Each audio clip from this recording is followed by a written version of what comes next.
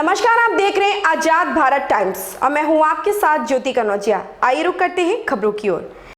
मंत्री के भाई की पत्नी सहायक प्रोफेसर हैं संजय। मंत्री के भाई को गरीबी कोटे में नौकरी मिल गई है। सीएम योगी ने ऐसे व्यक्ति को मंत्री कैसे बनाया है? सीएम योगी अपने ईमानदारी की दुहाई देते हैं। ऐसे मंत्री को मंत्रिमंडल में कैसे रखते हैं?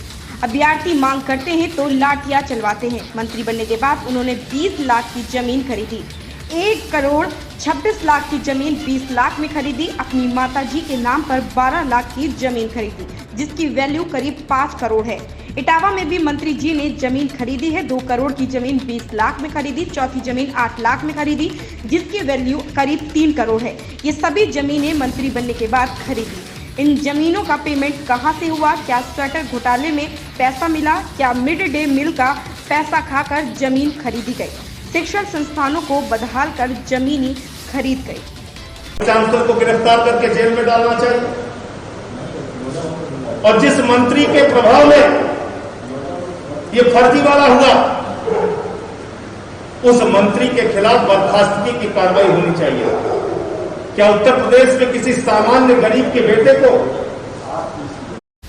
दिल्ली के सर गंगाराम अस्पताल में व्हाइट फंगस के कारण कोविड-19 के मरीज की पूरी आंत में अनेक छेद होने का अपनी तरह का पहला मामला सामने आया। अस्पताल में institute of gastroenterology and pancreaticobiliary science के चेयरमैन डॉक्टर अनिल अरोड़ा ने बताया, जहां तक हमें जानकारी है, कोरोना वायरस संक्रमण में व्हाइट फंगस कैंडिडा के कारण भोजन की नली, छोटी आंत, बड़ी आंत में कई छेद होने जैसा मामला अभी तक सामने नहीं आया। कांग्रेस ने पूर्व प्रधानमंत्री पंडित जवाहरलाल नेहरू की पुण्यतिथि पर बृहस्पतिवार को उन्हें श्रद्धांजलि दी। आधुनिक भारत के निर्माण में उनके योगदान को याद किया गया। पार्टी के पूर्व अध्यक्ष राहुल गांधी ने शांति वन जाकर नेहरू की समाधि पर पुष्पांजलि अर्पित की। कांग्रेस की आधिकारिक ट्विटर पर नेहरू को याद करते हुए लिखा गया, पंडित जवाहरलाल नेहरू के शासन में देश ने शून्य से शिखर तक का सफर तय किया है। पंडित जवाहरलाल नेहरू ने कार्यकाल में देश ने अनेक उपलब्धियां अर्जित कर आधुनिक भारत तक का सफर तय किया।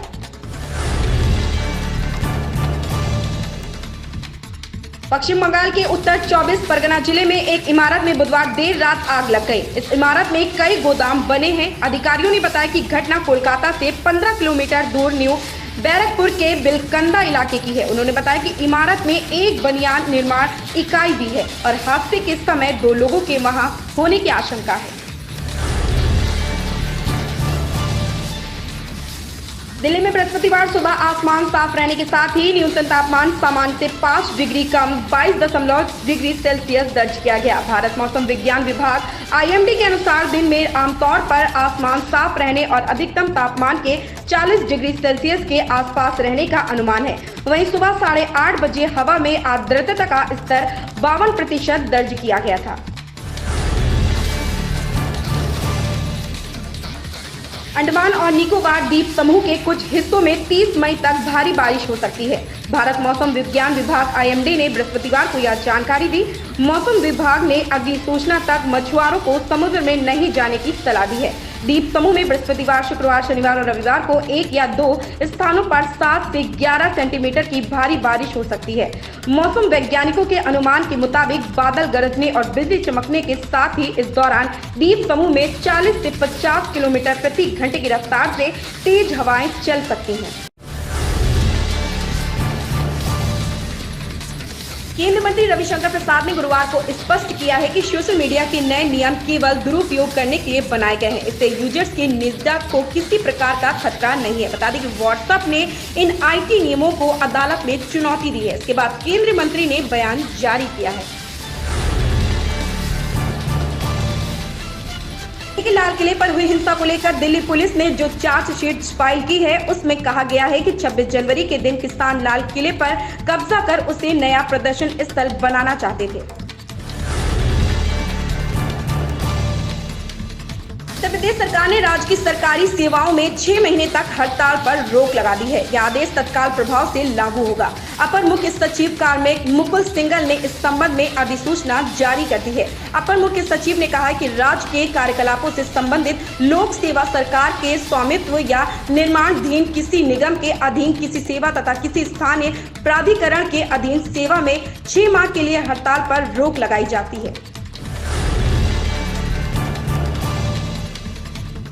योग गुरु बाबा रामदेव इन दिनों अपने विवादित बयानों को लेकर लोगों के निशाने पर हैं। बाबा रामदेव का सोशल मीडिया पर एक वीडियो वायरल हो रहा, जिसमें वे कहते नजर आए हैं कि अरेस्ट तो उनका बाप भी नहीं कर सकता।